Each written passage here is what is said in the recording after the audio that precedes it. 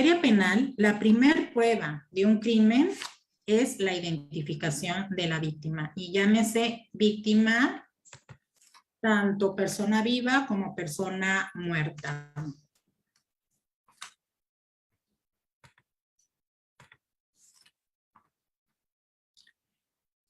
Identidad. La identidad es el conjunto de rasgos propios de un individuo o de una colectividad que lo caracterizan frente a los demás. Y la identificación son todas las técnicas utilizadas para lograr la identificación e individualidad de la persona. Vamos a tomar en cuenta varios factores para realizar una buena identificación. Vamos a tomar en cuenta factores morfológicos, estos son físicos, adquiridos y bioquímicos. Dentro de los bioquímicos los vamos a clasificar en bioquímicos naturales y bioquímicos adquiridos. ¿Cuáles son los factores morfológicos que nos van a ayudar o nos van a proporcionar valiosa información para su identificación? Van a ser registros naturales como la edad cronológica dental, la estatura, el sexo, la complexión, la erupción y posición de un órgano dentario, la piel, el cabello, el color de ojos si es posible, las huellas dactilares y lunares. Esto es en general para una identificación, tanto personas vivas como personas muertas. Vamos a tomar en cuenta también los factores adquiridos. Factores adquiridos son aquellos en los que a lo largo de la vida han sido modificables, como algunas cicatrices quirúrgicas o traumáticas, tratamientos dentales, algunas rehabilitaciones, por ejemplo, algunos tratamientos estéticos y tatuajes o si presentan no alguna amputación. Dentro de los caracteres bioquímicos podemos encontrar naturales como los fluidos corporales, llámese semen, saliva y estos a su vez la sangre que puede servir para un estudio de genética. Y adquiridos como los adquiridos patológicos que son la adquisición de alguna enfermedad a lo largo de la vida y toxicológicos. Al realizar una identificación, estamos estableciendo la identidad de un sujeto vivo o de un cadáver y obviamente debemos de tener en cuenta todas las señas particulares que nos va a brindar el cadáver. Si el cadáver se encuentra fresco, nos va a dar una pauta mucho mayor de todos los rasgos identificables que si estuviera el cuerpo en un avanzado estado de descomposición, carbonizado o ya esqueletizado. La estomatología tiene un tronco vital, que es la prevención y el diagnóstico de tratamientos de alteraciones de los órganos dentarios. Y la odontología forense, pues va a ayudar al tratado y manejo del examen adecuado de la evidencia física de la cavidad bucal y hasta a su vez nos va a ayudar a valorar y todos los hallazgos encontrados serán presentados ante la justicia. La reconstrucción de la biografía biológica, es decir, toda la información antemortem que nos dan los órganos dentarios y los tejidos adyacentes, va a estar plasmado. Vamos a reconstruir toda la identidad de una persona con la información antemortem y cuantificar postmortem. Es decir, vamos a hacer la comparación de vida que nos va a dar mucha información con el cotejo antemortem y el cotejo postmortem. Estos estudios los vamos a complementar con estudios radiográficos y en algunos casos de modelos de estudio.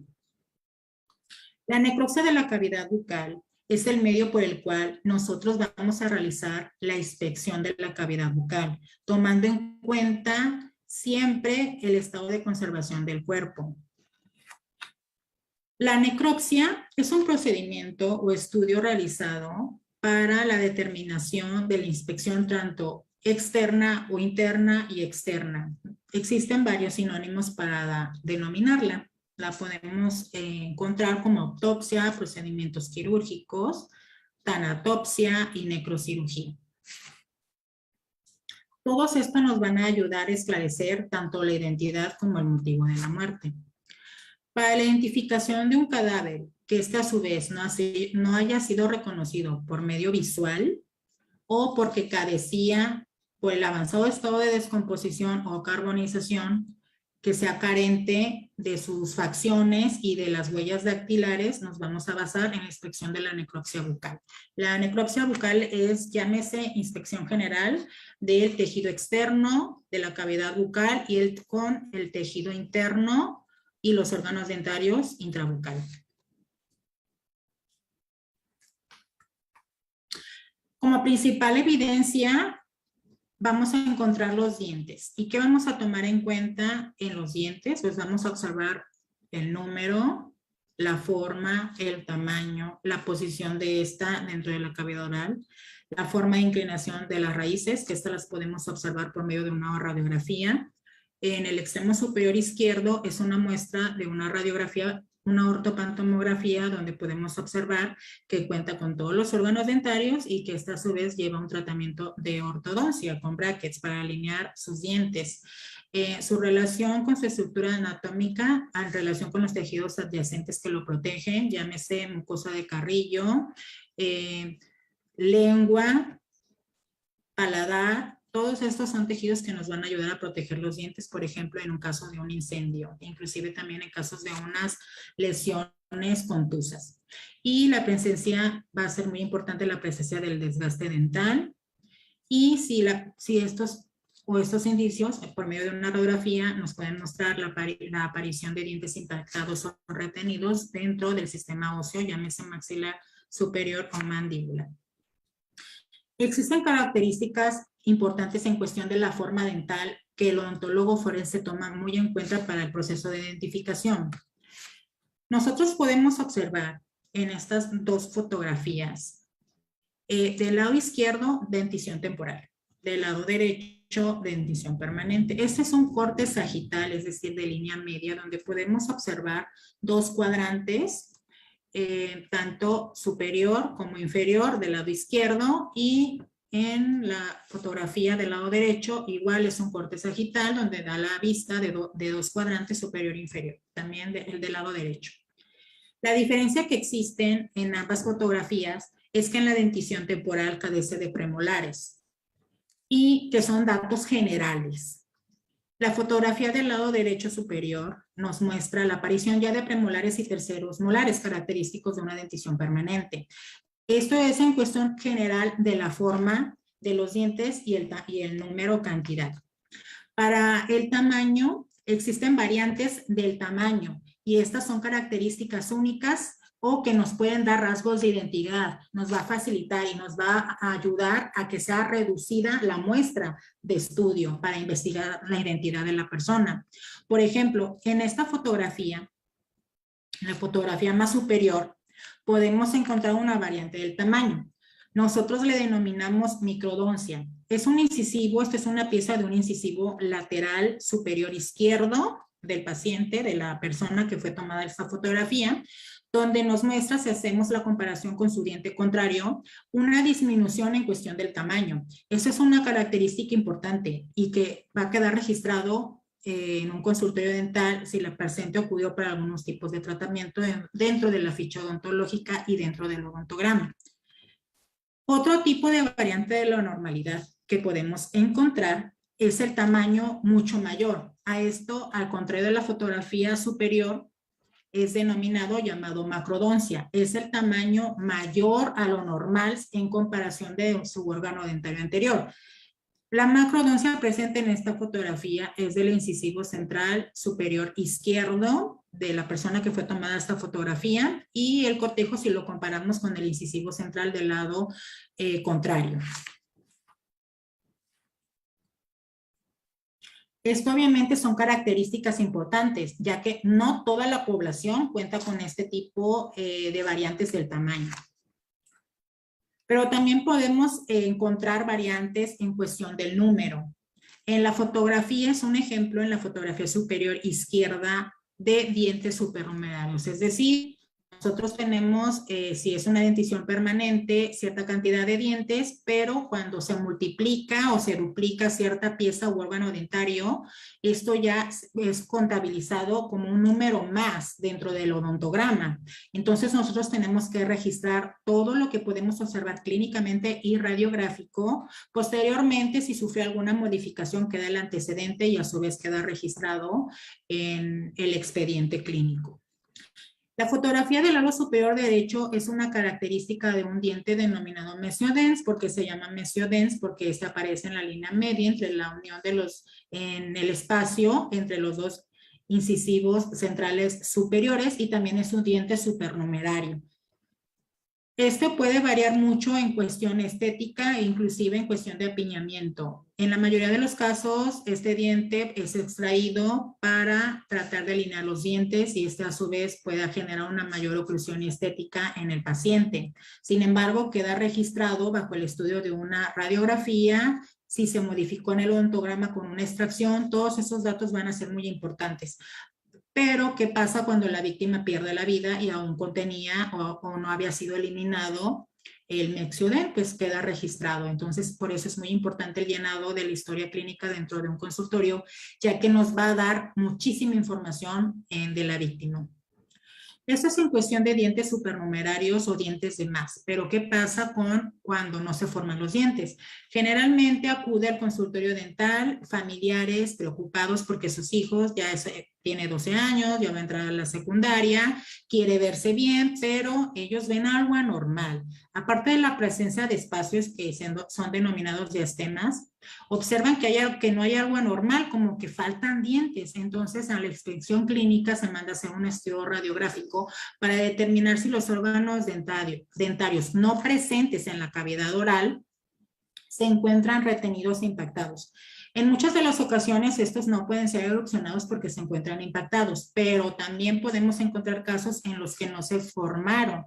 Es decir, en la tercera semana de vida intrauterina es donde se encuentra toda la formación ya cronológica del proceso de erupción dentario, pero estos no se formaron y no los vamos a encontrar tampoco dentro del hueso en la inspección de una radiografía. Entonces, generalmente estos tipos de pacientes llevan prótesis, pero queda registrado en el odontograma estas características. Si recibe tratamiento, si no recibe tratamiento, esto queda a su vez registrado con modelos de estudio, fotografías, inclusive la anotación de alguna variante del número que presenta el paciente. Entonces, estos son hallazgos muy importantes porque reduce la población de búsqueda.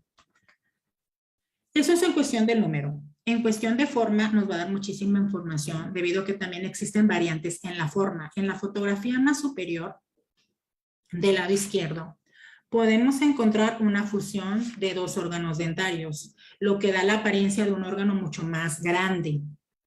Esto se le llama fusión dental. También podemos observar perla del esmalte, como es la fotografía superior que se encuentra en medio de la radiografía.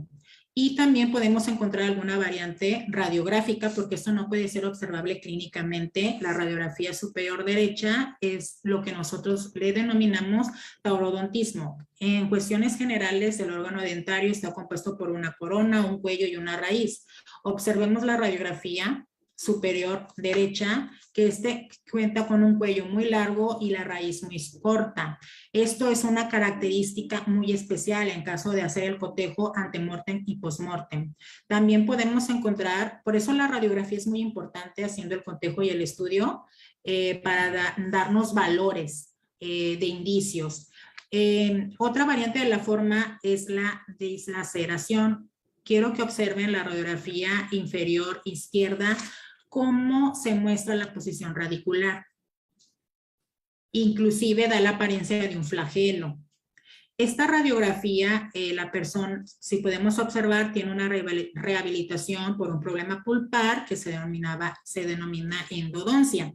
Por lo tanto, el odontólogo tratante tiene todas las radiografías que realizó durante el procedimiento, inclusive el diagnóstico.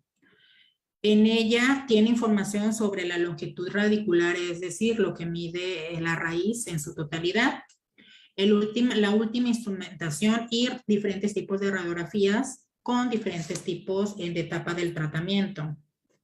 También podemos encontrar lo que es la concrescencia. La concrescencia es la formación de dos órganos dentarios de manera independiente, pero que estos se encuentran unidos no por hueso, sino por cemento, que es un tejido periodontal adyacente que se encuentra alrededor del diente.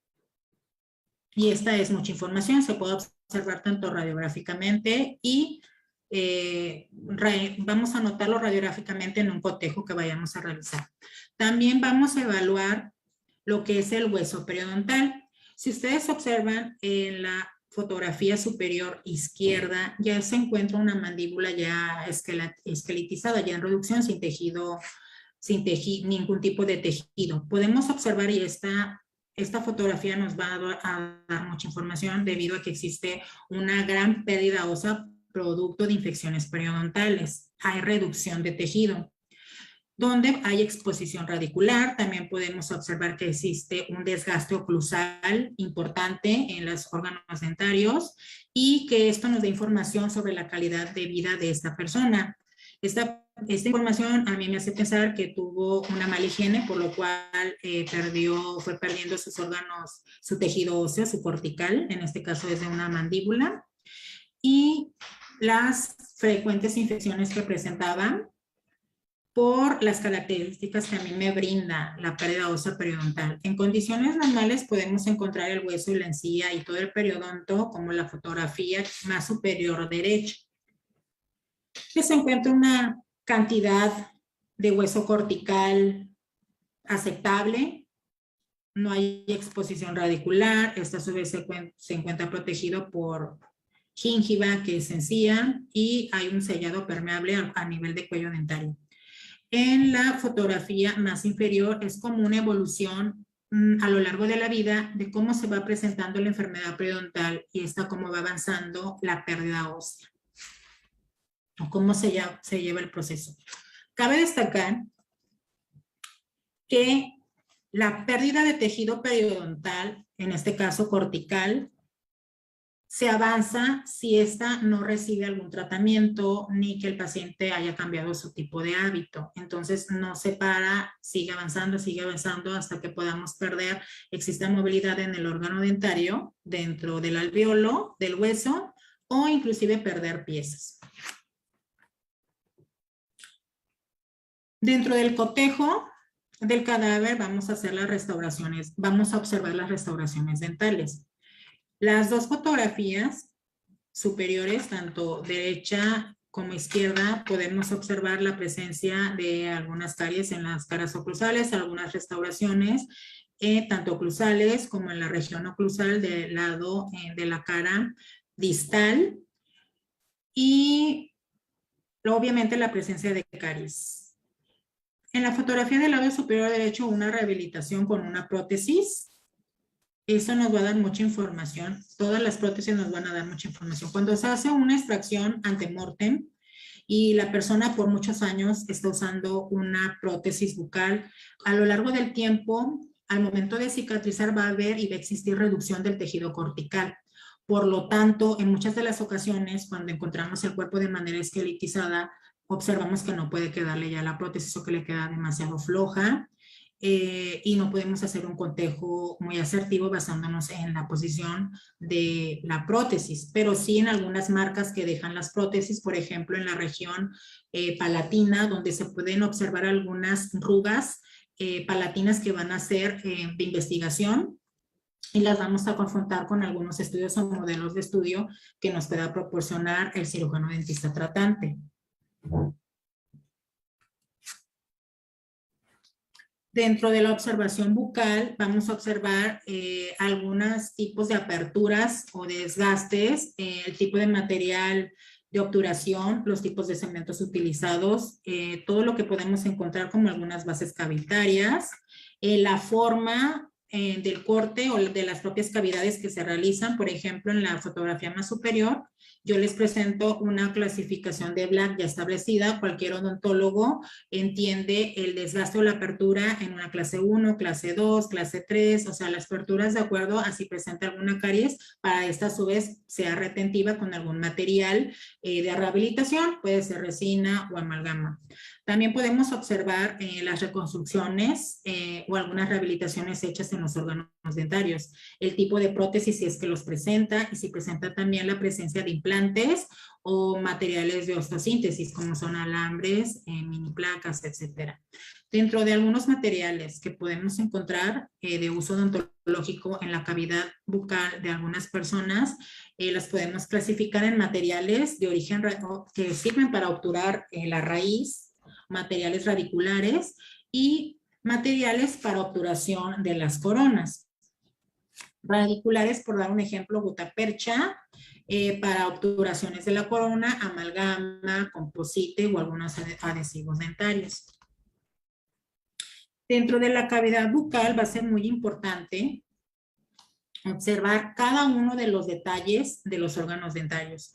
Recordemos que tienen caras oclusales, caras vestibulares, caras linguales o palatinas, caras distales, caras mesiales. Nos va a dar mucha información la observación de todas las caras de los órganos dentarios, también sobre los materiales de restauración que se encuentren presentes, las prótesis, inclusive los aparatos ortodónticos que podemos encontrar en muchas de las ocasiones en algunos cadáveres. Las fotografías que observé, que les coloqué es una fotografía de una persona que presenta apiñamiento dental, algunas caries, algunas rehabilitaciones, la presencia de terceros molares y estas a su vez en malposición, en una posición mesiongular, algunas rehabilitaciones con incrustaciones o cerómeros, pueden ser también zirconias, y resinas o amalgamas.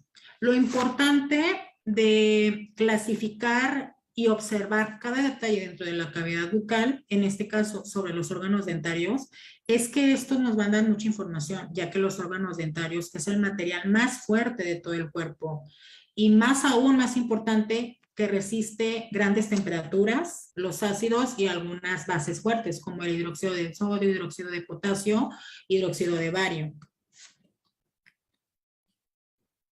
Pero no solamente vamos a estudiar los órganos dentarios, vamos a estudiar también las estructuras craneofaciales, que son los registros radiográficos antemortem del cadáver.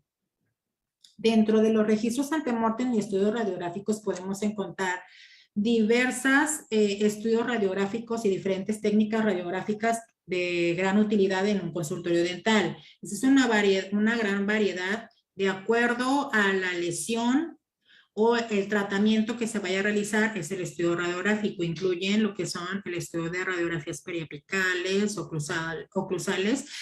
Por ejemplo, es un estudio de una lateral de cráneo para un análisis cefalométrico. También podemos encontrar inclusive tomografías, podemos ordenar tomografías y toda esta información va a ser de gran utilidad para la identificación. Dentro del estudio radiográfico podemos observar algunas patologías dentomaxilares. Por ejemplo, en la fotografía más superior es un estudio radiográfico de una ortopantomografía donde podemos observar algunas infecciones periapicales, y en la presencia también de órganos dentarios ya fracturados y con presencias de rehabilitaciones endodónticas. Esto va a ser muy importante para el cotejo, tanto antemortem como postmortem, debido a que nos va a dar información presente, tanto antemortem como postmortem. En la fotografía número 2 superior, podemos encontrar o que se puede observar un quiste de erupción que rodea la corona de un tercer molar todavía en apicoformación de una persona joven, que aún no es el tiempo cronológico de la era de la erupción dentaria. O sea, nos va a dar mucha información de patologías y de esta manera, de acuerdo a la ubicación de dicha patología, la dimensión y forma, podemos hacer el cotejo. Las radiografías superiores, estas nos dan información sobre algunas infecciones periapicales y la radiografía inferior también nos da una información. Esta es una rehabilitación de un niño con una dentición mixta. Observemos el quiste de erupción del premolar que aún está intraóseo y que aún no ha sido el momento de su erupción dentaria. Pero no solamente nosotros nos basamos en el estudio odontológico, sino también de los maxilares, y nos da muchísima información, debido a que dentro de la clasificación de los maxilares podemos clasificarla de acuerdo a si es normolíneo, normal, no normal o denominada clase 1. Es una clasificación donde existe armonía ósea y dental, como podemos observar en la fotografía. La clase 2 es una proyección del maxilar más adelante respecto a la mandíbula. Esto nos va a dar mucha información sobre la persona, aun cuando se encuentre en estado esqueletizado, no pueda ser reconocido obviamente ni en estado de descomposición, ni carbonizado, ni por medio visual. Y la clase 3 es lo contrario a la clase 2, es una proyección mandibular, si lo comparamos con la posición del maxilar superior. Dentro de los maxilares no solamente vamos a encontrar algunas patologías o la forma de los mismos, sino también nos va a dar mucha información si la persona presentó antemortem algún tipo de fractura. Por ejemplo, del lado izquierdo podemos observar una topografía de una persona que fue examinada y se realizó este estudio en el momento de una fractura mandibular de la rama ascendente. Y fue rehabilitado o se rehabilitó con unas placas de titanio. Podemos observar que las fracturas en la fotografía de la radiografía más superior fue en ambos maxilares, fue una fractura maxilar y una fractura mandibular, y que esta se rehabilitó con placas de titanio. Se hizo una cirugía donde se aplicó esta técnica, y no solamente que tuvo fracturas y que estas fueron rehabilitadas, sino que también la persona tiene un tratamiento de ortodoncia. Todos esos estudios son muy importantes porque cuando se realizan este tipo de cirugías, va a quedar siempre registrado en el consultorio del especialista que lo realizó, debido a que se le da seguimiento a este tipo de fracturas y de este tipo de rehabilitaciones. Igual cuando se va a realizar un tratamiento de ortodoncia, el ortodoncista lo que va a ordenar son estudios radiográficos, estudios fotográficos, algunas radiografías como la lateral de cráneo, para realizar la cefalometría, ortopantomografías, para determinar si se encuentra o nos da luz verde para llevar a cabo el tratamiento, es decir, si existe alguna patología de carácter óseo, radicular, si se encuentra algún apiñamiento dental, es decir, nos da una radiografía bastante información.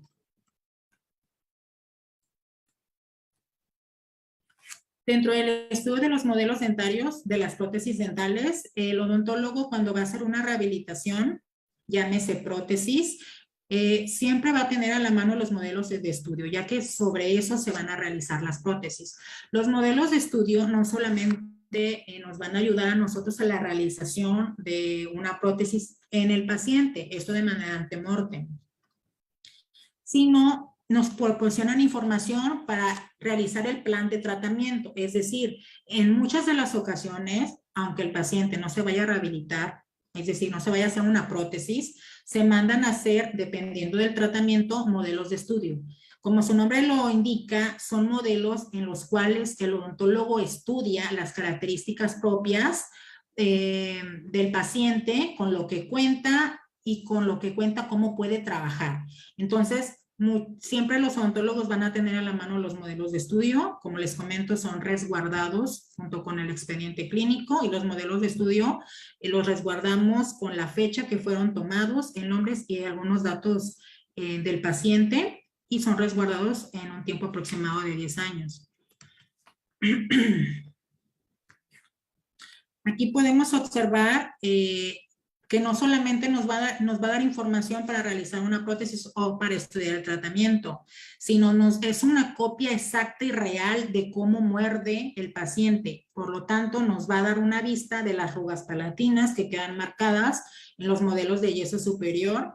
Nos da información sobre las caras, tanto palatinas, vestibulares, oclusales, la forma de los dientes, el tamaño de los dientes, es decir, la posición del órgano dentario, el tipo de arco que presenta, es decir, nos va a dar bastante información porque es una réplica de los maxilares del paciente.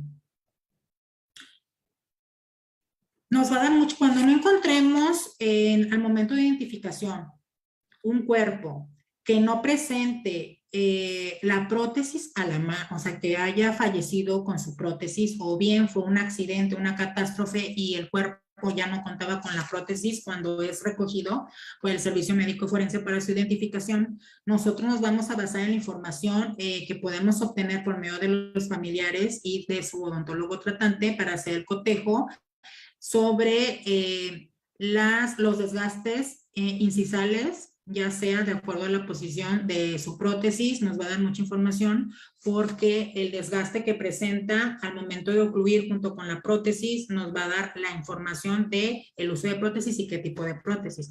También nos puede dar información sobre si existen algunos tipos de desgastes, etcétera, etcétera.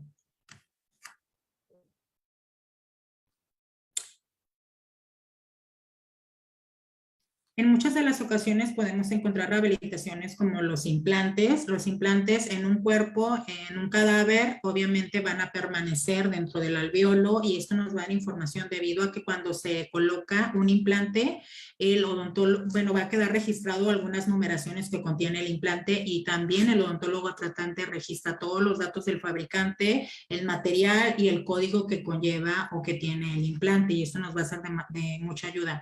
En algunos tratamientos dentro del consultorio, el mismo odontólogo, por medio del consentimiento informado, le hace saber al paciente que en algunos tratamientos quirúrgicos puede permitirle por medio del consentimiento hacer registro fotográfico a manera de estudio o del caso clínico sobre todo el proceso del tratamiento. ¿Eso a qué le ayuda? Nos da mucha información porque viene la localización, en este ejemplo, de la localización de los implantes que se van a sustituir, inclusive la numeración del implante. Entonces, el odontólogo no solamente tiene registros odontológicos, el odontograma, que fue la inspección clínica, sino también tiene radiografías y fotografías del paciente, y esto va a ser muchísima información de gran valor cuando se realice una identificación y que sea de apoyo a la ley para el cotejo antemortem y postmortem. Dentro de los estudios complementarios podemos estudiar lo que son las arrugas palatinas. Estas son perennes inmutables, es decir, nacemos con un número y morimos con el mismo número. Estas vamos a hacer el estudio cuando hacemos el odontograma. Estos van a llevar, obviamente, su técnica conlleva y tiene mucho que ver con el estado de conservación del cuerpo. No se va a poder realizar este tipo de estudio en un cadáver con avanzado estado de descomposición o, en su caso, reducido cuando tenga reducción ósea. Principalmente se realiza cuando el cadáver aún está fresco.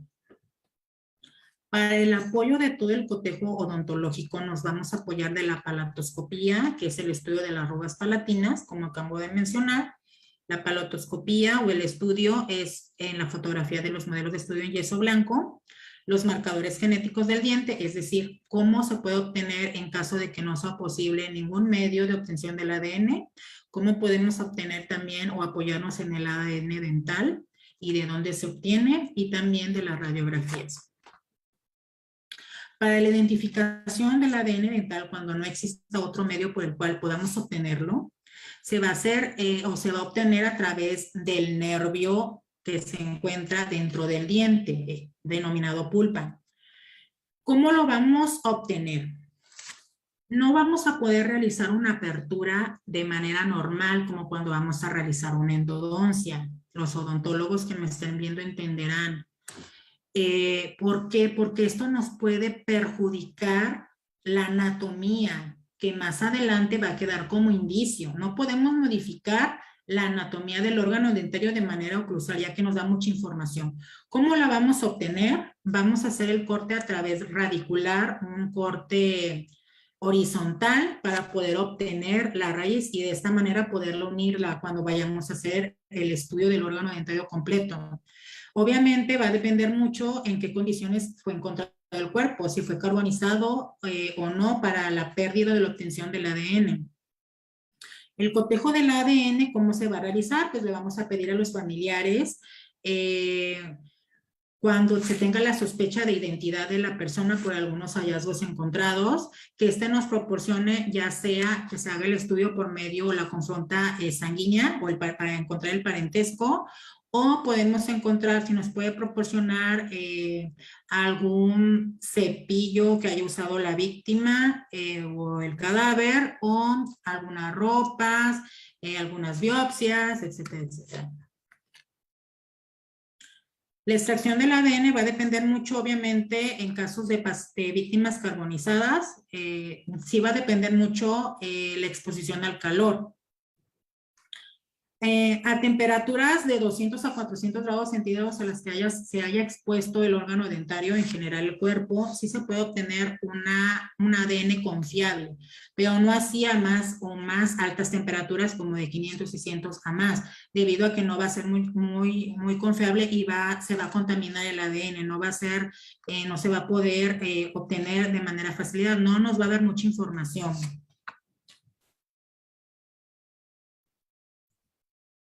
Para la obtención del ADN se puede utilizar la técnica de amoníaco como método de extracción de acetato isoprolol para realizar el cotejo del ADN. La radiografía, uno de los métodos dijimos que era la rugoscopía o palatoscopía, que es el estudio de las arrugas palatinas. Ya vimos cómo podemos obtener por medio de un órgano dentario el ADN y en qué condiciones. Claro que si el cuerpo está fresco, con mayor facilidad podemos hacer uso de él.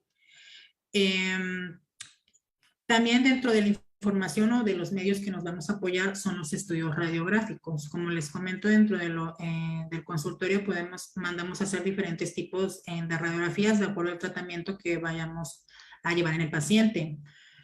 Por ejemplo, la radiografía más superior es una radiografía oclusal donde podemos obtener una vista o una visión de dos caninos retenidos. Es una radiografía del maxilar superior. Y esto es muy importante porque si el cadáver hacemos el cotejo para diferenciarlo. La radiografía más superior del lado derecho es una dentición mixta. Podemos observar la presencia de algunos molares permanentes ya terminando la picoformación y aún también unos incisivos inferiores, pero aún es una dentición mixta porque no ha mudado la mayoría de los órganos dentarios temporales. La radiografía más inferior izquierda es una radiografía, una ortopantomografía, donde nos da información sobre que esta persona llevó placas, tuvo una fractura y se rehabilitó con placas de titanio, inclusive el nivel socioeconómico de esta persona, ya que se rehabilitó con implantes dentales. Y por su elevado costo también nos da información del estrato socioeconómico de la persona. Aquí podemos observar que pueden existir o que existen en los primeros y segundo molar superior, inferior, primer molar, inferior derecho, izquierdo, primero y segundo molar con implantes. En la radiografía más inferior podemos observar la presencia también de la colocación de implantes. Podemos observar que presentan odoncia en varias piezas, varios órganos dentarios que no son presentes. Por la cicatrización y formación ósea, a mí me da la información de que ya fue tiempo que la persona presentó la extracción de esas piezas, las cuales son sustituidas por los implantes dentales. Acabo de mencionar que también nos apoyamos en el estudio de las arrugas palatinas, pero el estudio de las arrugas palatinas solamente va a ser aplicable al momento de la identificación en un cuerpo fresco o que no tenga o que se pueda presentar aún, depende del estado de conservación del cuerpo, se va a poder aplicar la técnica, es decir, no se va a aplicar en todos los casos. Dentro del registro o para el estudio de las arrugas palatinas, no solamente vamos a tomar en cuenta la posición o ubicación de las arrugas palatinas, sino también la forma del maxilar superior y este va a quedar registrado. Existe una variedad en cuestión de forma. Por ejemplo, en la fotografía más inferior, la número 1 es un arco redondo. En inferior, pues en medio, la número 2 es un arco maxilar triangular. Y en la fotografía más inferior, la número 3 es un arco o una estructura, una forma de un maxilar cuadrado. Sí tiene mucho que ver para la técnica y como les comento, puede ser modificable con tratamiento de ortodoncia, es decir, de alineamiento, como podemos observar en las fotografías más superior, que llevó un tratamiento para llevar a cabo el alineamiento dental y que inclusive modificó algunos órganos dentarios. Son diferentes personas, pero lo que quiero que quede claro es que sí puede llegar a existir una modificación en cuestión del alineamiento dental, pero las arrugas palatinas siempre van a conservar la misma forma, aunque haya sido modificado por alineamiento. Estamos hablando de alineamiento en el maxilar superior. El estudio de lo que es las arrugas palatinas adquiere mucha importancia al momento de su aplicación debido a que se encuentran protegidos por los tejidos adyacentes, llámese labio, mucosa, el revestimiento mucoso, tanto de mucosa de carrillos, y estos en casos de un incendio, pues los órganos dentarios van a estar protegidos por esos tejidos adyacentes. Lo que va a hacer obviamente menos que se afecte tanto en el momento de una incineración. Para tomar en cuenta el estudio de las arrugas palatinas, vamos a tomar en cuenta la papila interincisiva, que es la que está con la letra A, y las mismas ramificaciones bilaterales con la letra B, y la línea media, que es de la letra A a la letra C. Entonces, esto nosotros le llamamos, esa es la anatomía o el rafé de las arrugas palatinas. Este estudio fue sugerido por primera vez como método anti-identificatorio por Allen en el año de 1889. ¿En qué caso se va a dificultar utilizar la técnica de arrugoscopía? En los casos en que tenga problemas el arco maxilar de la víctima, donde las arrugas no se puedan observar bien marcadas al momento de la toma de impresión. Cuando existen la presencia de algunos cambios en la prominencia, como es la fotografía la B, donde nos puede confundir las prominencias óseas con la presencia de algunas arrugas palatinas, lo que no va perdiendo la confiabilidad. Y cuando el patrón sea muy simple, es decir, las arrugas palatinas nosotros las clasificamos de acuerdo a la forma. Más adelante voy a poner una imagen para que ustedes puedan observar cómo se hace el cotejo y las formas, cómo las clasificamos. Cuando el estudio, la prevalencia dentro del maxilar superior en la porción del paladar, las arrugas palatinas presenten un patrón muy simple, también se va a descartar porque no va a ser confiable. Esta es la fotografía de un rugograma donde se hace el estudio del cotejo. De acuerdo a la posición se divide lo que es el paladar. Hay diferentes técnicas. La técnica más adecuada, la que va a utilizar el odontólogo forense, va a depender mucho de que la técnica se facilite de acuerdo a la calidad del cuerpo que presente el cadáver. Así podemos observar que vamos a clasificarlo de acuerdo a el tipo del rafé. Hay una clasificación que clasifica el rafé en cóncavo, convexo, de acuerdo a la forma que lo presenta, indefinido, en rafé horizontales. Y también existe este tipo de nomenclatura de acuerdo a la forma que presenta la arruga palatina. Las podemos clasificar en rectas, curva, angular, circular, sinuosa, en forma de punto, e inclusive en forma de Y, cáliz, raqueta, rama, es decir, existe una gran variedad y vamos a clasificarlas con la técnica. La técnica que vamos a utilizar, como les comento, va a depender mucho de las condiciones en las que se presente el cadáver y en la que se nos facilite más trabajar. Este es un caso de un cadáver carbonizado donde se pudo obtener una muestra de su paladar. Se hace la toma de impresión con materiales. Los materiales utilizados para la toma de impresión abarca desde siliconas, alginatos, entre otros. Y a su vez, una vez que se hace la toma de impresión, se corre en yeso. El yeso más utilizado es el yeso piedra, el yeso odontológico para este tipo de casos. Y también la prótesis o la cara, una prótesis donde se toma la impresión a la cara palatina para hacer el registro de las arrugas palatinas marcadas en la prótesis. Se hace el cotejo y se utiliza grafito, un color, para determinar la presencia y prevalencia o qué tantas arrugas son positivas, igual que cuando se hace el tratamiento de la identificación por medio de huellas. Para determinar, se hace la confronta y de esta manera determinar todos los signos positivos que se vayan encontrando. Si nosotros encontramos durante la inspección bucal este tipo, se puede decir de lesión, aunque no es una lesión en el paladar, dentro del paladar duro y paladar blando, no se vayan a confundir. Obviamente el odontólogo que ya es experto en este tipo de tratamientos, nos puede dar a nosotros la visión de una cámara de succión.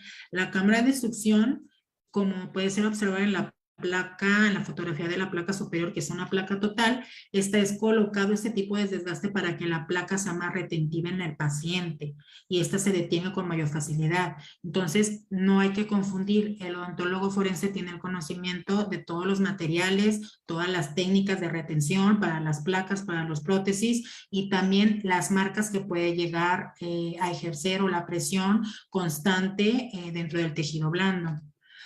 Dentro de algunas técnicas, bueno, en este caso se hizo un estudio no solamente de la inspección clínica y toma de impresión y la confronta con su placa total, sino también se hizo un estudio sobre la flora bacteriana que presentaba. Y aquí podemos observar que hubo la presencia de Candida albicans tanto en el cuerpo, en el paladar, como en la placa. Para que el informe de identificación tenga mucha validez al momento de hacer la confronta, pues la identidad dental positiva, tomamos en cuenta si la identidad dental es positiva, cuando tiene un registro de más 17 caracteres coincidentes o identidad dental probable de 6 a 12. Ya identidad dental posible o dental excluida, pues ya no se toma en cuenta porque ya no sería confiable.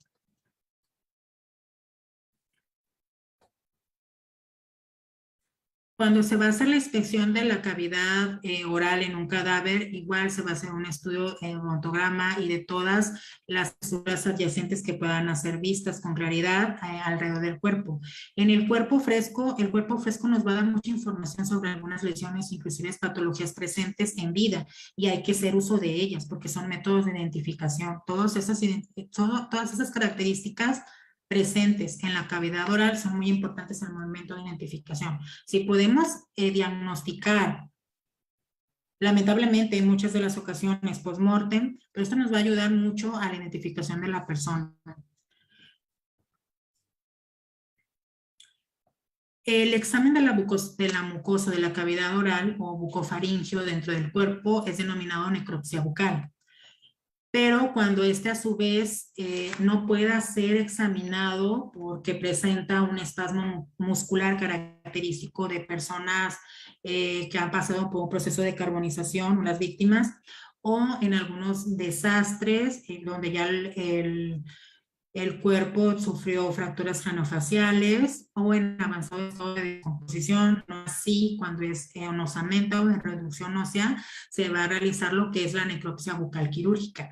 La necropsia bucal quirúrgica, a diferencia de la inspección de cavidad oral ordinaria, que es denominada necropsia bucal, incluye la extracción de los maxilares del cuerpo para que se facilite su estudio.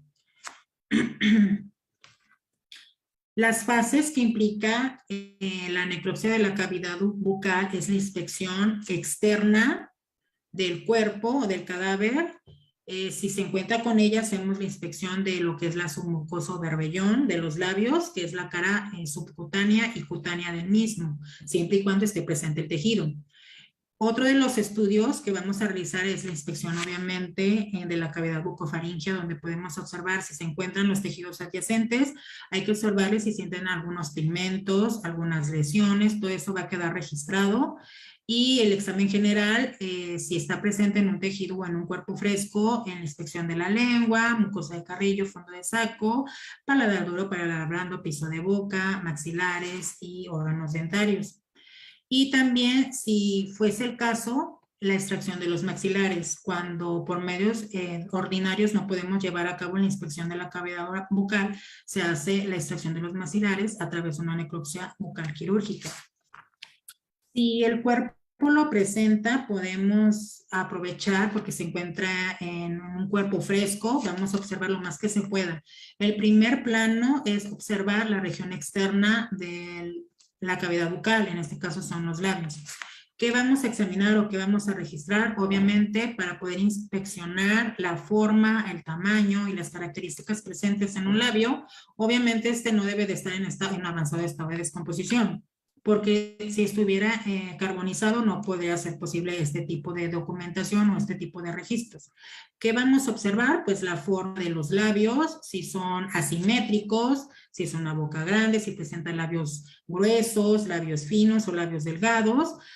También vamos a inspeccionar cómo es la ubicación de las comisuras labiales, si son elevadas, si son abatidas o si son horizontales o simétricas. Toda la información que nos dé los labios, igual también los pigmentos.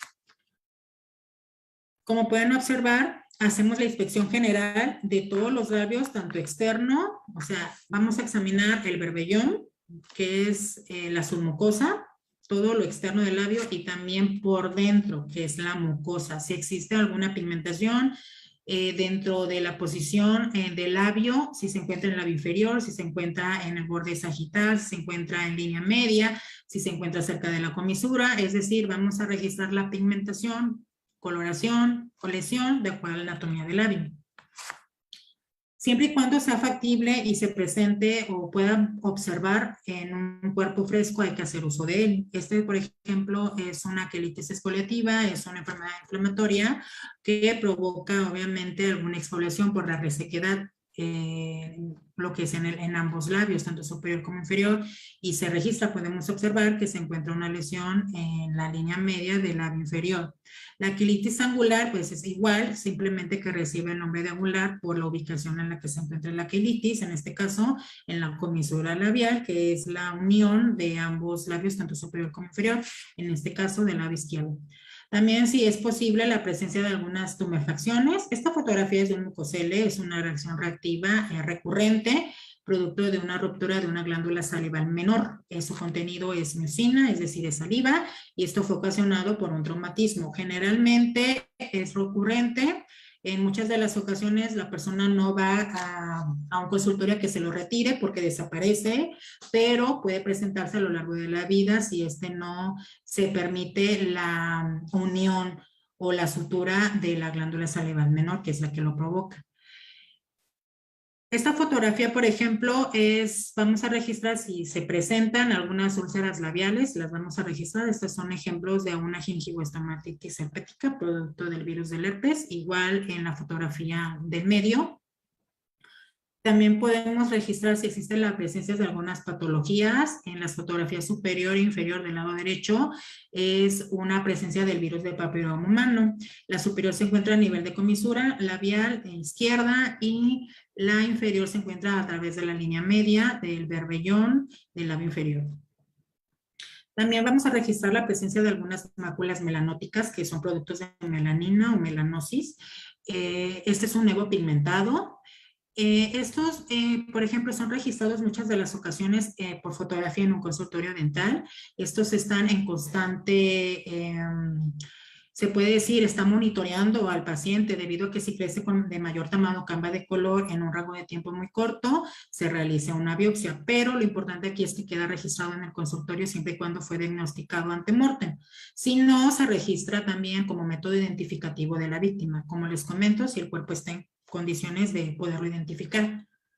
Algunas de las pigmentos que también podemos encontrar es el síndrome de Peutz-Jeghers. El síndrome de Peutz-Jeghers es una enfermedad autosómica dominante que podemos encontrar estas manchas de color cafés no solamente en los labios, sino en otras partes del cuerpo. Inclusive este tipo de pacientes sí es de visita recurrente al consultorio, no solamente al consultorio dental, sino también en el consultorio médico, porque se caracteriza por presentar algunos daños al nivel del intestino, o sea, pólipos intestinales, y estos pueden ocasionar hemorragias. Entonces se monitorean para determinar o bien que monitorear que no se vaya a malignizar este tipo de lesión. Se dan muchos suplementos con hierro debido a la pérdida de sangre.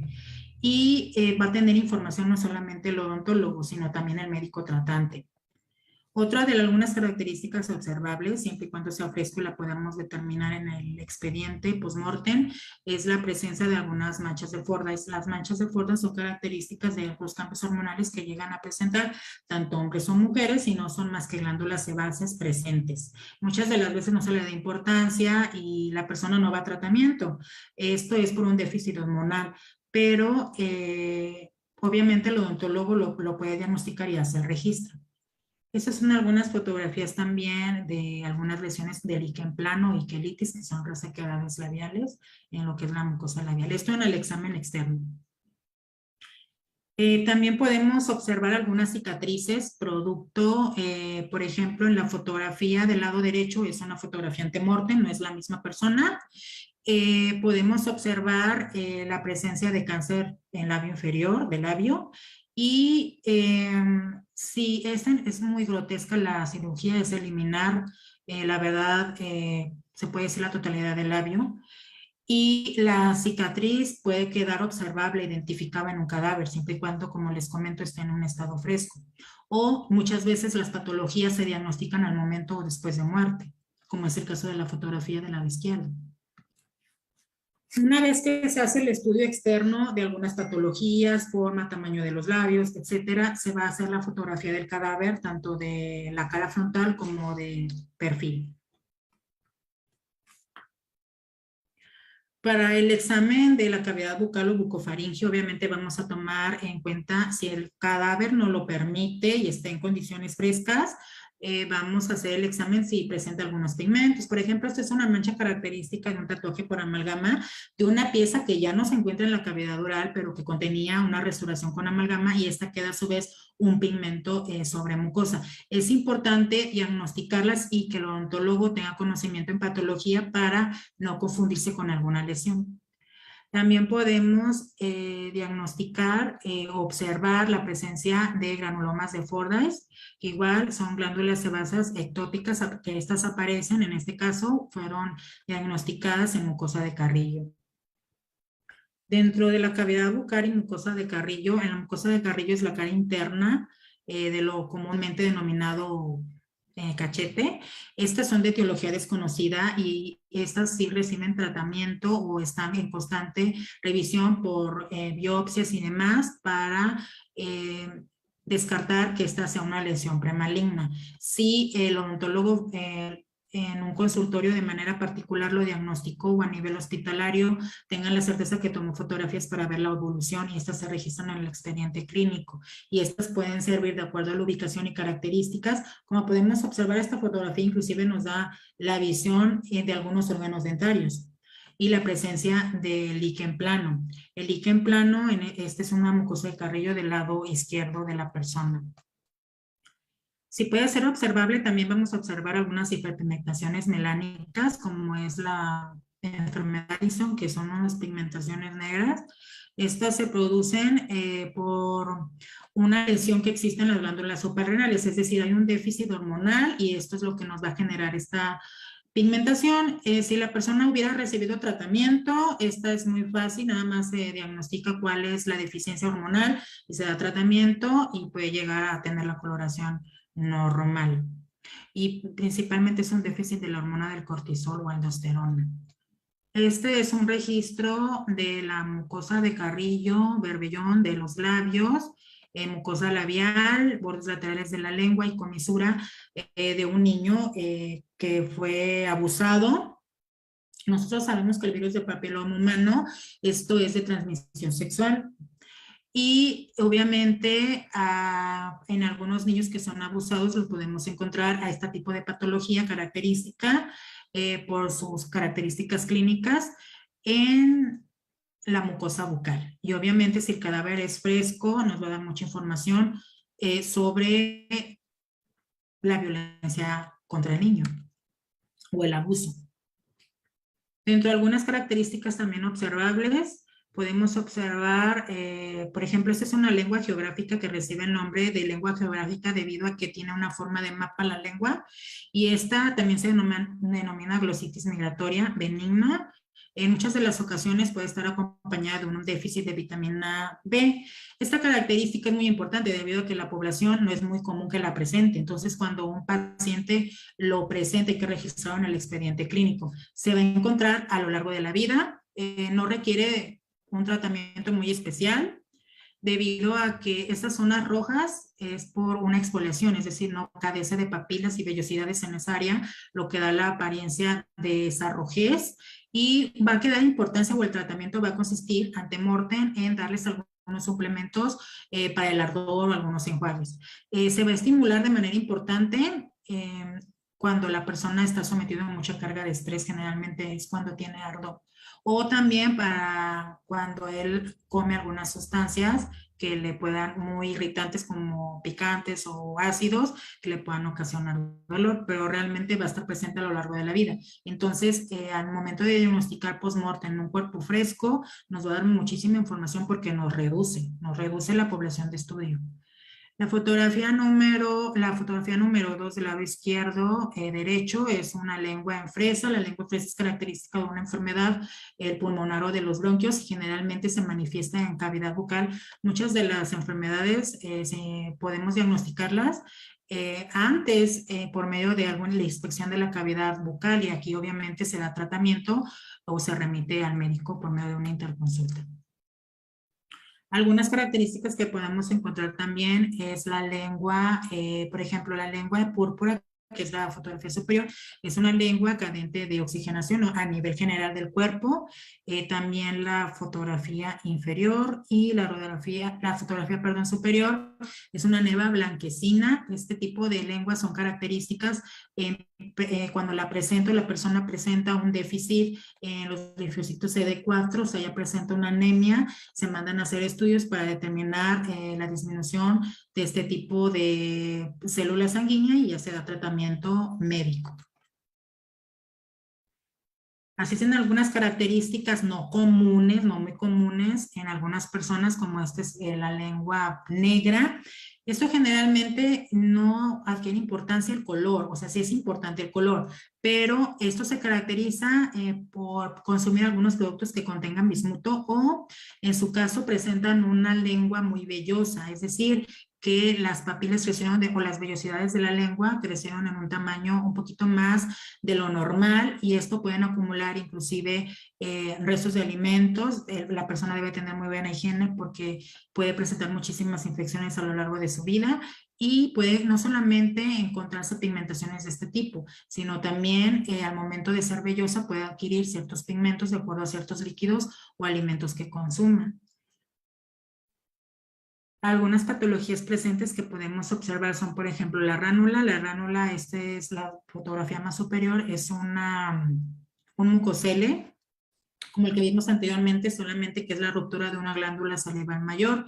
Por eso ocurre con gran tamaño. Se llama ránula porque presenta la forma de la espalda de una rana. En la fotografía de en medio es una ránula en crecimiento. Estas es producto de un traumatismo y puede generarse un crecimiento muy rápido. En la fotografía superior derecha es una ránula, su crecimiento fue tan excesivo que no recibió tratamiento, y este hizo que perdiera la vida debido a que el crecimiento provocó una presión o una obstrucción en la vía aérea alta con presión de la lengua sin tratamiento. El tratamiento cuando es antemortem es sencillo. Primero se hace el diagnóstico para determinar el contenido del mismo. Hay que tener en cuenta que es muy importante su contenido para no confundirnos con un hemangioma. El hemangioma, en lugar de contener saliva, contiene sangre, y al momento de su eliminación nos puede dar hemorragias importantes. Entonces, primero se hace una prueba de contenido. Cuando ya se diagnostica que su contenido es mucina, se hace la enucleación quística. O sea, se elimina su totalidad y se hace la sutura de la ruptura de la glándula salival mayor. Esto es muy importante porque estos tipos de cirugías se registran también en consultorio. También podemos observar dentro de la cavidad bucal Postmortem, la presencia de algunas perforaciones, por ejemplo, en paladar blando, como es la fotografía más superior, la primera, y está ligado al uso de nicotina. Algunas melanosis caracterizadas del cáncer oral, algunos pigmentos de keratosis nicotínica, o sea, zonas blanquecinas producto de nicotina. Los torus palatinos, estos torus los podemos encontrar tanto en el paladar como en la mandíbula, son isquemias crónicas que provocan la formación de crecimiento óseo a la línea media, denominado torus. Este registro va a ser muy importante porque es una característica que lo va a acompañar a lo largo de la vida. En muchas de las ocasiones no requiere tratamiento. El tratamiento o eliminación no es patológico. El tratamiento va a depender mucho del obstáculo que le ocasiona a la persona, ya sea para comer o que genera algunas úlceras. Ahí sí se requiere su eliminación, pero a lo largo de la vida, como es asintomático, no es una patología, sino es un crecimiento óseo externo, esto queda registrado y esto es un signo característico al momento de identificación. Es tan importante que lo podemos encontrar en un cadáver fresco, como es óseo, lo podemos encontrar en un cadáver fresco recubierto de tejido mucoso o de tejido, y en un órgano, en un cuerpo en estado esqueletizado, porque como es una exostosis va a quedar aún la presencia de este tipo de lesión.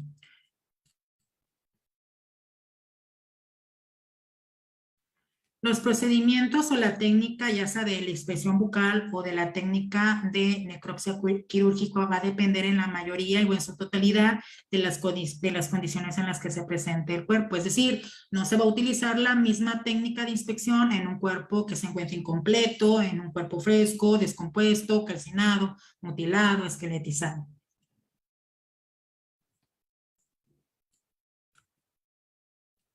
Muy bien. ¿Cuándo se va a realizar la extracción de los maxilares? Cuando ésta haya sufrido un espasmo muscular que no permite realizar una apertura adecuada.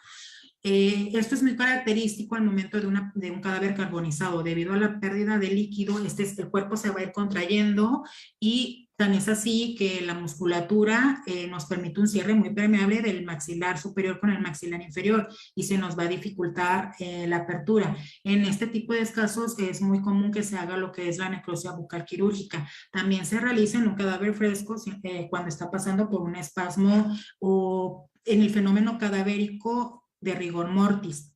Para la técnica de necropsia bucal se encuentra con un instrumental. En la mayoría de los casos son instrumentos de uso normal en un consultorio bucal.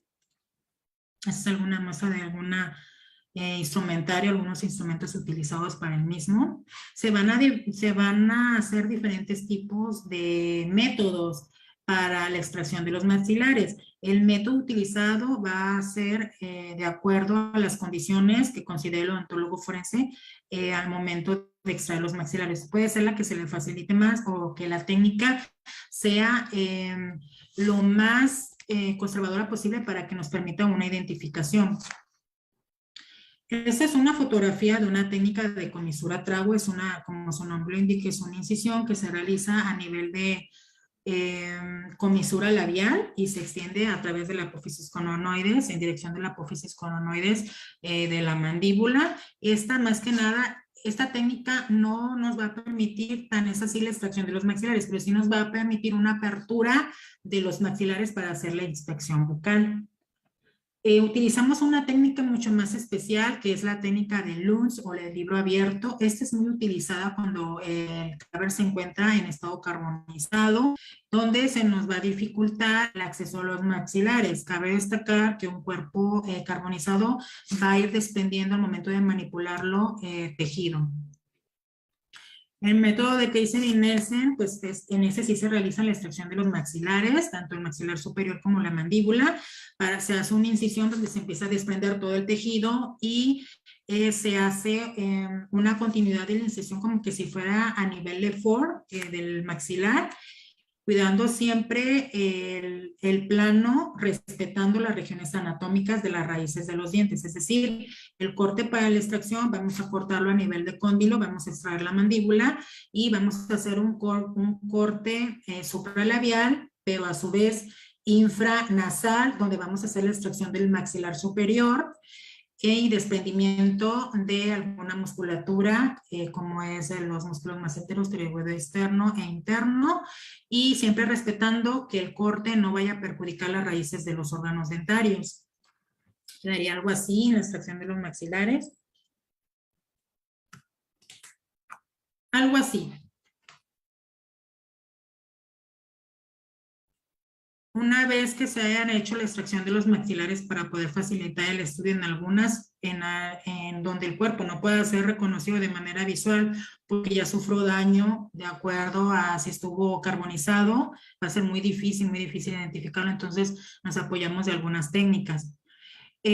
Todo el procedimiento, desde la inspección de la cavidad bucal, ya sea inspección bucofaringia, tanto externa como interna, o la realización de una intervención quirúrgica, como es el caso de la necropsia quirúrgica, va a estar documentado de principio a fin por fotografías. Vamos a tomar las fotografías, tanto del plano frontal, lateral, fotografías detallado del cráneo y de los maxilares, fotografías de cada una de la etapa del procedimiento quirúrgico y fotografías de los maxilares después de su esqueletización. Y vamos a checar en ellas cómo es su oclusión, lo vamos a documentar fotográficamente, vista desde el plano lateral y frontal. Y vamos a posicionar ambos maxilares, pero también para hacer una toma maxilar del plano cruzado. El tratamiento, después de hacer el análisis bucal o de la extracción quirúrgica del cadáver, va a incluir el relleno de la cavidad bucal, suturar y siempre y cuando se puede y se posibilite restaurar la morfología lo más posible del cadáver, siempre y cuando depende de las condiciones en las que fue encontrado el cuerpo. Una vez se hace el tratamiento de las muestras para poderlas conservar y hacer el cotejo o confronta más adelante, si esta a su vez no puede ser posible en ese momento, se hace un tratamiento especial de los maxilares.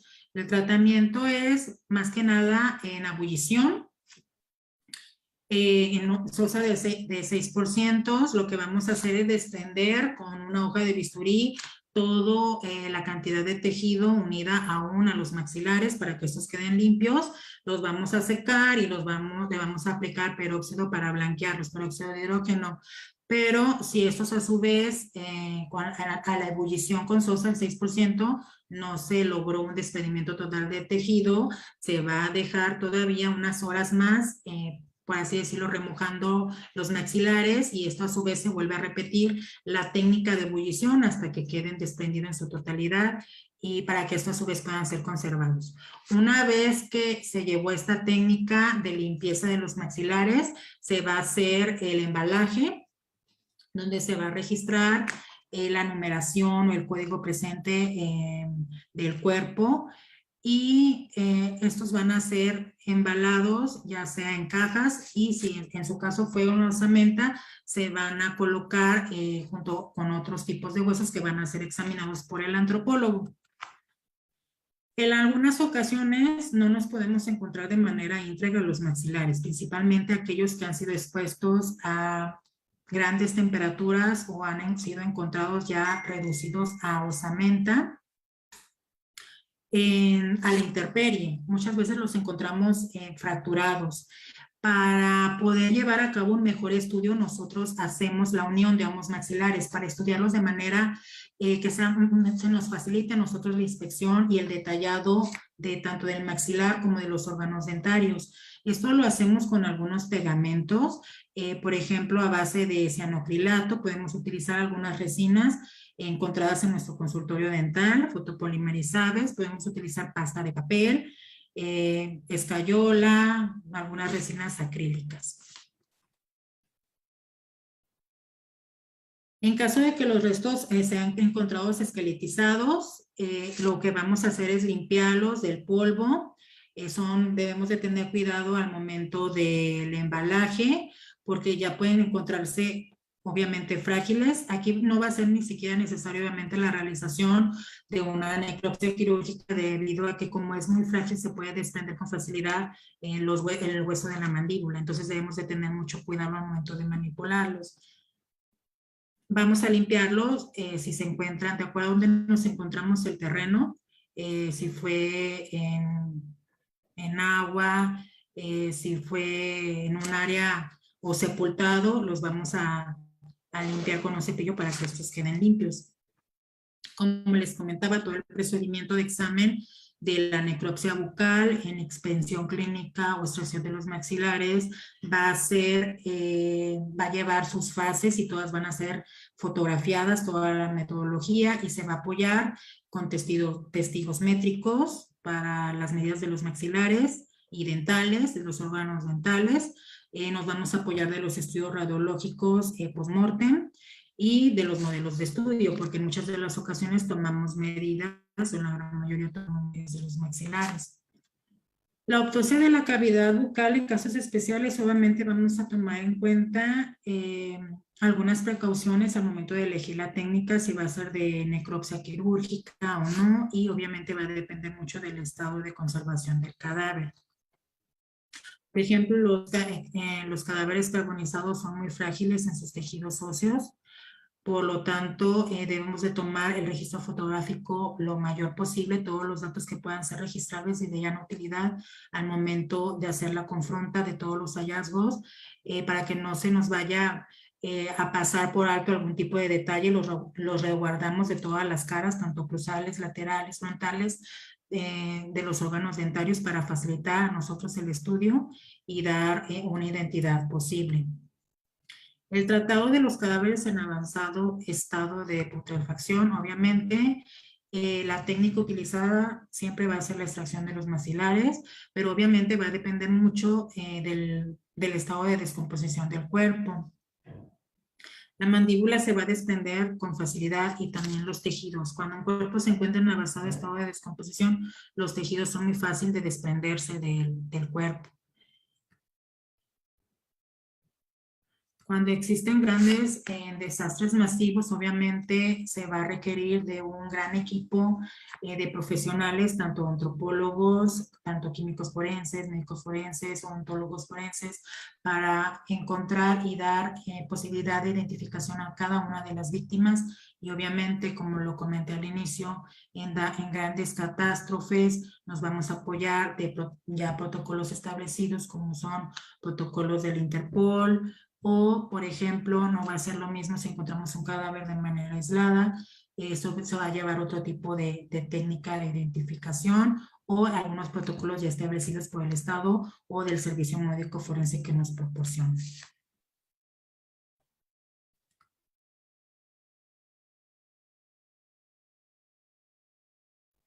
Bien, esta es alguna bibliografía que fue utilizada para realizar este artículo.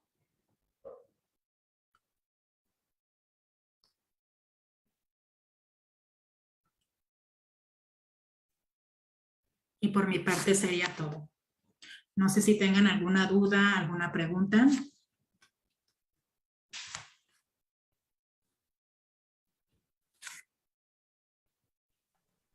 Si alguno de los asistentes tiene alguna duda, los micrófonos están abiertos para realizar las mismas. Hola, doctora, buena tarde. Yo soy la en odontología forense Jamie Guevara Contreras. Soy de la Fiscalía del Estado de Oaxaca. Mucho gusto. Es en relación a cómo hace su estimación de la edad. ¿Qué método es el que ocupa?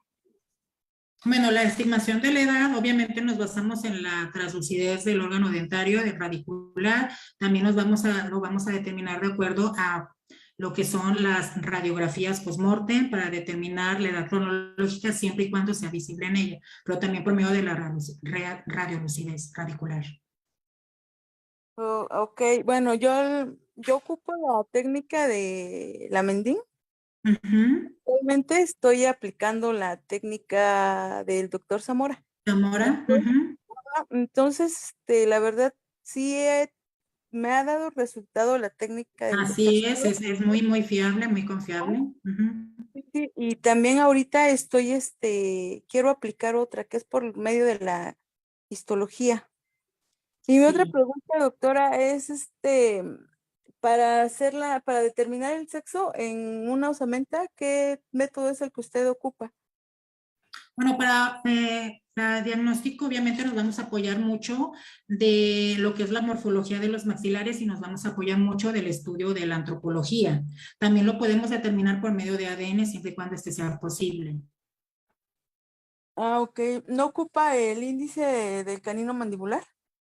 Fíjate que yo utilizo mucho y me ha ayudado mucho la técnica del ADN y obviamente vamos a seleccionar lo más posible lo que es la técnica canino-mandibular, pero a mí me gusta mucho más utilizar la técnica de ADN porque se hace la confronta con mayor facilidad, Sí, ya que puede quedar registrado lo que es el fenotipo y genotipo.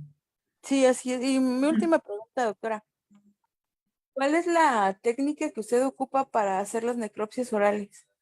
Claro que todo depende del estado del cuerpo, pero digamos en un estado reciente, ¿qué técnica es la que usted ocupa? Mira, a mí me encanta, no sé si yo te tengo agregada, creo que sí, ¿verdad? He visto, creo que sí te tengo agregada, eres uno, ajá, a mí me gusta mucho la técnica de Kaiser y Nelson. Ah, ok, sí. Sí, es un poquito más traumática, pero como tú sabes, nos va a ayudar y nos va a facilitar el trabajo. Sí, sí, efectivamente, sí, así como dice usted, es un poquito más traumática, pero sí. Y la de la comisural, esa La la usa. comisural la utilizamos mucho, ya ves, cuando existe lo que es la presencia de espasmo muscular o en el fenómeno cadavérico de rigor mortis para facilitar la apertura. Ah, ok, sí. Pues eso sería todo, doctora, y muchas felicidades por toda la información. Es de gran utilidad. Y pues sí, espero que a nosotros, a los odontólogos, nos den digamos, nos den el reconocimiento porque muchas veces piensan que únicamente somos para contar dientes y no es Así así. es, así es. Por medio de la odontología forense sí se llega a identificar a varios cuerpos. Y pues sí, muy interesante su plática, doctora. Ay, muchas gracias y mucho gusto, doctora. Gracias, hasta luego. ¿Alguna otra pregunta?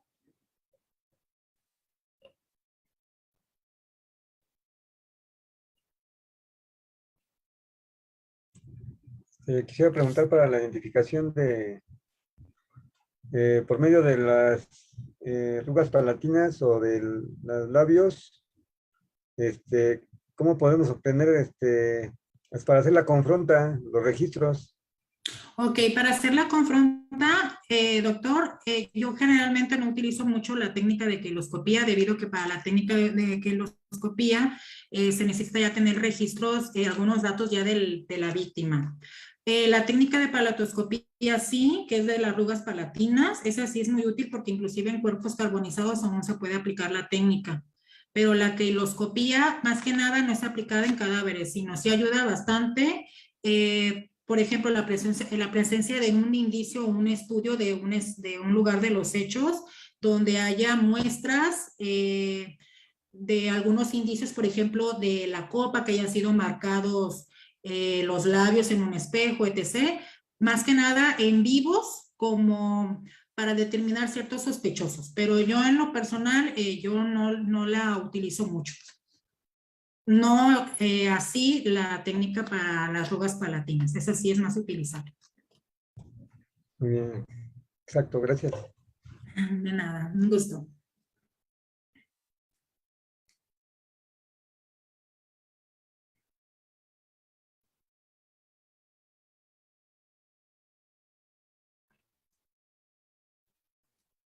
¿Alguna otra pregunta? Creo que en el chat están haciendo algunos cuestionamientos. Ah, ok, no había abierto el chat.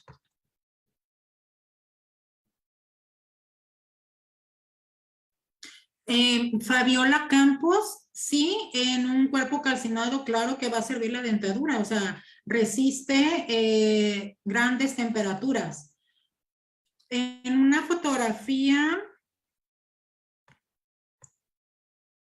fotografía que expuse vienen las diferentes formas que va a presentar el órgano dentario de acuerdo a la temperatura aplicada, pero va a cambiar en cuestión del color, no tanto de la morfología.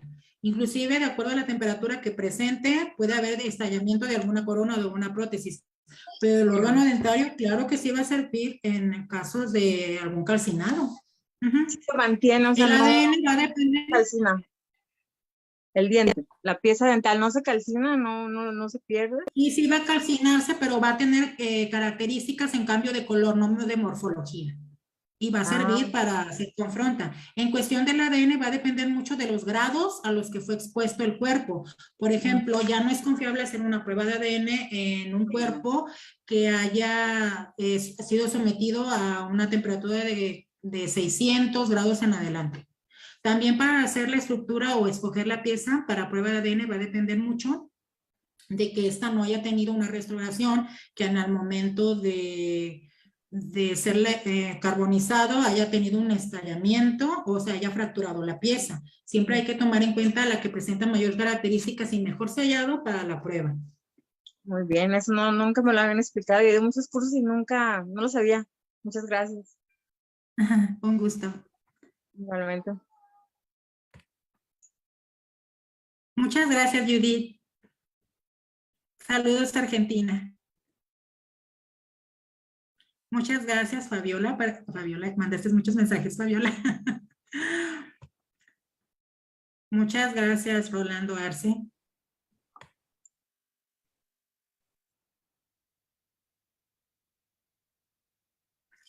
Doctora Jamie, con mucho gusto te mando los datos y me gustaría tener contacto contigo. ¿Estás aún aquí?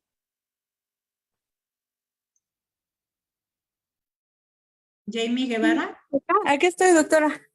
Te paso mis datos. Sí, claro. Mire, yo no sé, sí, yo tengo a un perito de contacto de Oaxaca, pero no sé si eres tú, sí, soy Jamie. yo. De hecho, Ok, Jamie. sí, de hecho, aquí en Oaxaca somos dos peritos en odontología forense para todo el estado. Entonces sí es un problema porque Mucho trabajo. sí, de hecho son 8 regiones, entonces tenemos que salir. Y yo estoy haciendo ahorita una investigación sobre la variabilidad morfológica dental con fines de identificación forense. Entonces, mi objetivo es abarcar lo que son todas las regiones del estado de Oaxaca. Pero también de igual manera, doctora, me gustaría pues tener contacto con usted para pues verlo de unas técnicas, y la otra es de que igual y podría ser de que nos visitara en Oaxaca Ay, con para, mucho gusto. sí, para ver qué podemos hacer para una plática, no sé, hay mucho para hacer. Ay, muchas gracias, Jamie.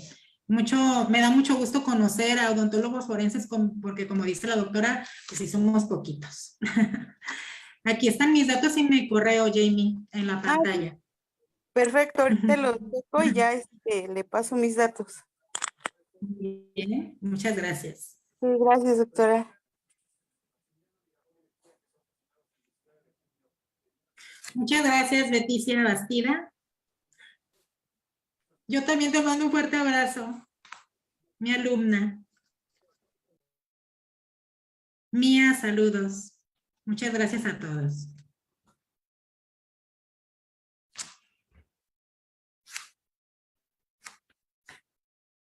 Creo que son todas las preguntas.